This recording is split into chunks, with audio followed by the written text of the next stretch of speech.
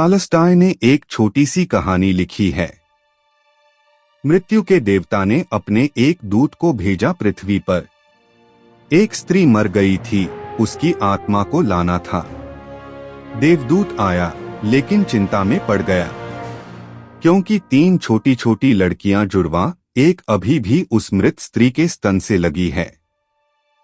एक चीख रही है, पुकार रही है। एक रोते रोते सो गई है, उसके आंसू उसकी आंखों के पास सूख गए हैं। 3 छोटी जुड़वा बच्चियां और स्त्री मर गई है और कोई देखने वाला नहीं है। पति पहले मर चुका है, परिवार में और कोई भी नहीं है। इन 3 छोटी बच्चियों का क्या होगा? उस देवदूत को यह ख्याल आ गया तो वह खाली हाथ वापस लौट गया। उसने जाकर अपने प्रधान को कहा कि मैं न ला सका, मुझे क्षमा करें, लेकिन आपको स्थिति का पता ही नहीं है। 3 जुड़वा बच्चियां हैं, छोटी छोटी, दूध पीती। एक अभी भी मृत स्तन से लगी है, एक रोते रोते सो गई है, दूसरी अभी चीख पुकार रही है। हृदय मेरा ला न सका। क्या यह नहीं हो सकता कि इस स्त्री को कुछ दिन और जीवन के दे दिए जाएं? कम से कम लड़कियां थोड़ी बड़ी हो जाएं, और कोई देखने वाला नहीं है। मृत्यु के देवता ने कहा, तो तू फिर समझदार हो गया, उससे ज्यादा, जिसकी मर्जी से मौत होती है, जिसकी मर्जी से जीवन होता है। तो तूने पहला पाप कर दिया, और इसकी तुझे सजा मिलेगी। और सजा यह है कि तुझे पृथ्वी पर चले जाना पड़ेगा। और जब तक तू 3 बार न हंस लेगा अपनी मूर्खता पर, तब तक वापस न आ सकेगा। इसे थोड़ा समझना। 3 बार न हंस लेगा अपनी मूर्खता पर, क्योंकि दूसरे की मूर्खता पर तो अहंकार हंसता है। जब तुम अपनी मूर्खता पर हंसते हो तब अहंकार टूटता है। देवदूत को लगा नहीं।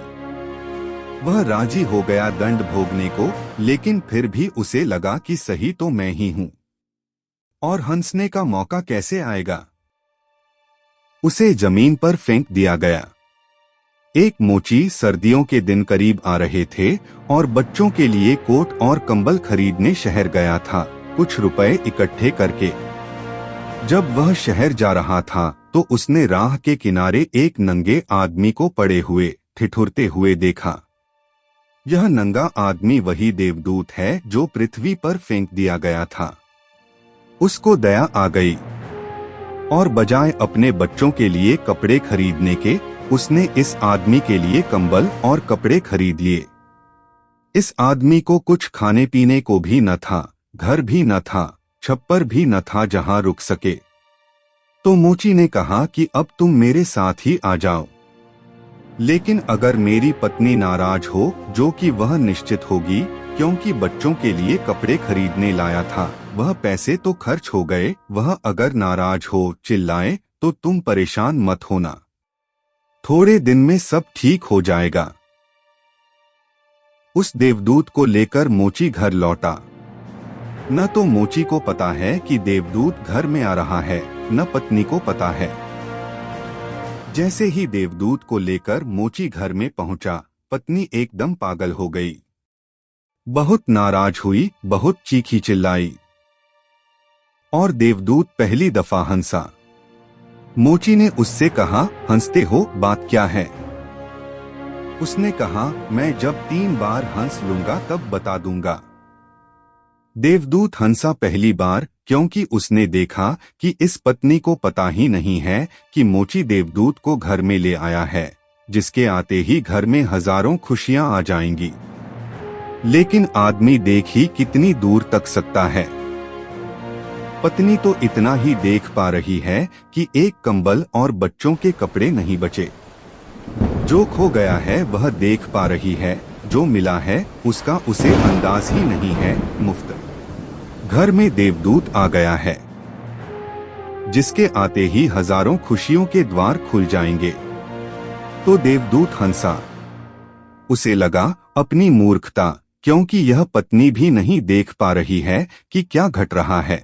जल्दी ही, क्योंकि वह देवदूत था, 7 दिन में ही उसने मोची का सब काम सीख लिया और उसके जूते इतने प्रसिद्ध हो गए कि मोची महीनों के भीतर धनी होने लगा। आधा साल होते होते तो उसकी ख्याति सारे लोक में पहुंच गई कि उस जैसा जूते बनाने वाला कोई भी नहीं, क्योंकि वह जूते देवदूत बनाता था। सम्राटों के जूते वहां बनने लगे। धन अपरंपार बरसने लगा। एक दिन सम्राट का आदमी आया और उसने कहा कि यह चमड़ा बहुत कीमती है, आसानी से मिलता नहीं, कोई भूल चूक नहीं करना। जूते ठीक इस तरह के बनने हैं और ध्यान रखना जूते बनाने हैं, स्लीपर नहीं। क्योंकि रूस में जब कोई आदमी मर जाता है तब उसको स्लीपर पहनाकर मरघट तक ले जाते हैं। मोची ने भी देवदूत को कहा कि स्लीपर मत बना देना, जूते बनाने हैं, स्पष्ट आज्ञा है और चमड़ा इतना ही है। अगर गड़बड़ हो गई तो हम मुसीबत में फंसेंगे। लेकिन फिर भी देवदूत ने स्लीपर ही बनाए।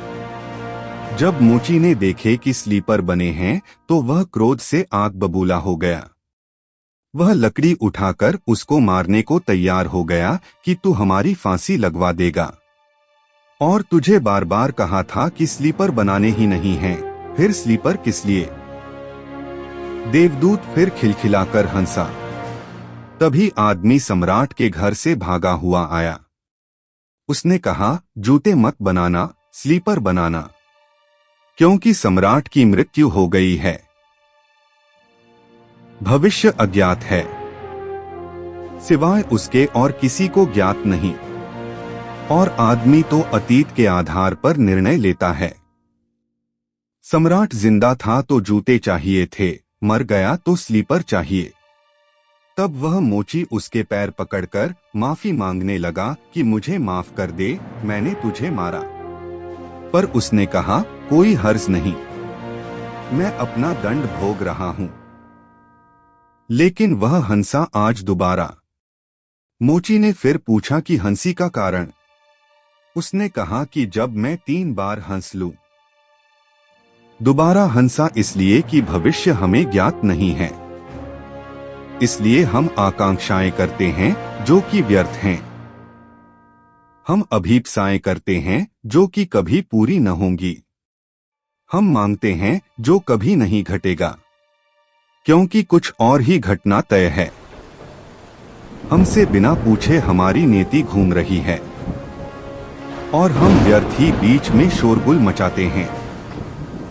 चाहिए स्लीपर और हम जूते बनवाते हैं। मरने का वक्त करीब आ रहा है और जिंदगी का हम आयोजन करते हैं।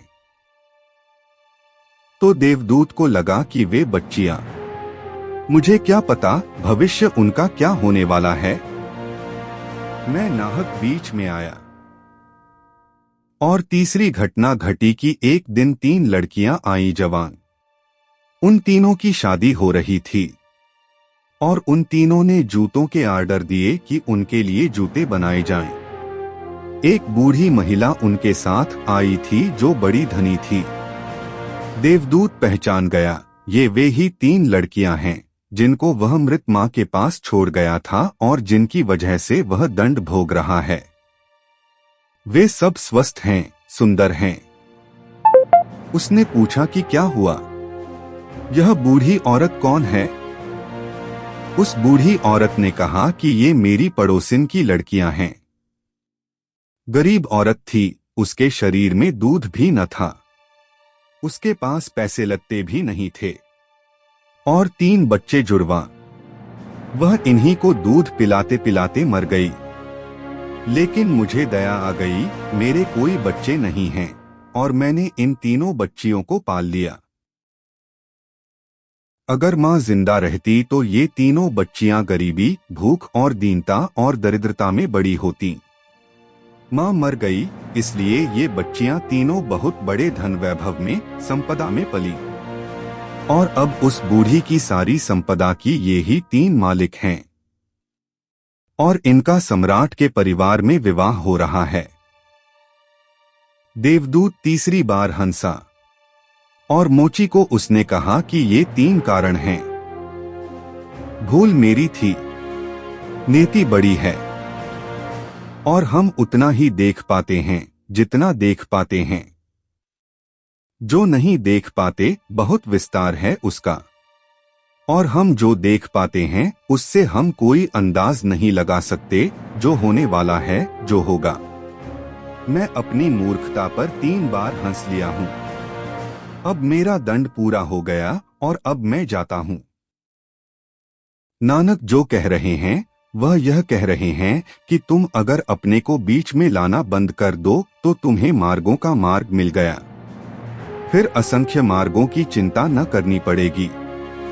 छोड़ दो उस पर। वह जो करवा रहा है, जो उसने अब तक करवाया है, उसके लिए धन्यवाद। जो अभी करवा रहा है उसके लिए धन्यवाद। जो वह कल करवाएगा उसके लिए धन्यवाद। तुम बिना लिखा चेक धन्यवाद का उसे दे दो। वह जो भी हो, तुम्हारे धन्यवाद में कोई फर्क न पड़ेगा। अच्छा लगे बुरा लगे, लोग भला कहें बुरा कहें, लोगों को दिखाई पड़े दुर्भाग्य या सौभाग्य, यह सब चिंता तुम मत करना।